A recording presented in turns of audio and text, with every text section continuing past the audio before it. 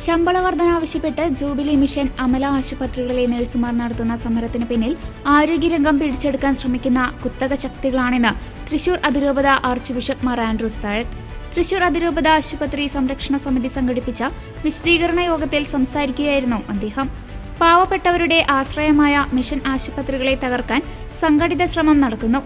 കേരളത്തിലെ ആരോഗ്യരംഗത്തെ ഹെൽത്ത് ഇൻഡസ്ട്രിയാക്കി മാറ്റാനാണ് ചില ശക്തികൾ ശ്രമിക്കുന്നത്. സഭയുടെ വിദ്യാഭ്യാസ ആരോഗ്യ സ്ഥാപനങ്ങളുടെ സ്വാധീനം ഇല്ലാതാക്കി കുത്തകകളെ വളർത്താൻ നീക്കം നടക്കുന്നുണ്ടെന്ന് 2011 തന്നെ ഇന്റലിജൻസ് റിപ്പോർട്ടുകൾ ഉണ്ടായിരുന്നതായി അദ്ദേഹം സൂചിപ്പിച്ചു. താരതമ്യേന കുറഞ്ഞ ശമ്പളം നൽകുന്ന ആശുപത്രികളിൽ സമരം അവസാനിച്ചിട്ടും ഉയർന്ന ശമ്പളം നൽകുന്ന ജൂബിലിയിലും അമലയിലും സമരം തുടരുന്നത് സംശയാസ്പദമാണ്. വർഗീയതയും മതവൽക്കരണവും കടത്തിവിട്ട് ലക്ഷ്യം നേടാനാണ് ഈ ഗൂഢശക്തികൾ ശ്രമിക്കുന്നതെന്നും അദ്ദേഹം ആരോപിച്ചു. സർക്കാർ നിർദ്ദേശിച്ച ശമ്പള പരിഷ്കരണം നടപ്പിലാക്കാൻ മാനേജ്മെന്റ് തയ്യാറാണെന്ന് പിതാവ് വ്യക്തമാക്കി. പാവപ്പെട്ട രോഗികൾക്ക് ചികിത്സ നിഷേധിക്കുന്ന സാഹചര്യം ഉണ്ടാക്കരുത്. സമരം ചെയ്യുന്ന നഴ്സുമാർ തിരിച്ചു വന്നാൽ അവരെ ഇരുകൈയും നീട്ടി സ്വീകരിക്കാൻ തയ്യാറാണെന്ന് Amala medical college director father Julius Arakkal പറഞ്ഞു. ഭൂരിഭാഗം നഴ്സുമാരും ഇപ്പോഴും ജോലിയിൽ തുടരുന്നുണ്ടെന്നും തെറ്റിദ്ധരിക്കപ്പെട്ടവർക്ക് മടങ്ങിവരാമെന്നും അദ്ദേഹം കൂട്ടിച്ചേർത്തു.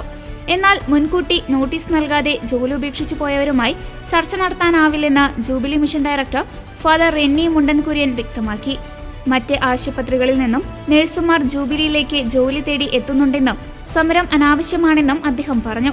അതേസമയം മിഷൻ ആശുപത്രികളുടെ നിലനിൽപ്പിനായി സമൂഹം ഒന്നിച്ചു നിൽക്കണമെന്ന് മാർ ആൻഡ്രൂസ് താഴത്ത് ആഹ്വാനം ചെയ്തു.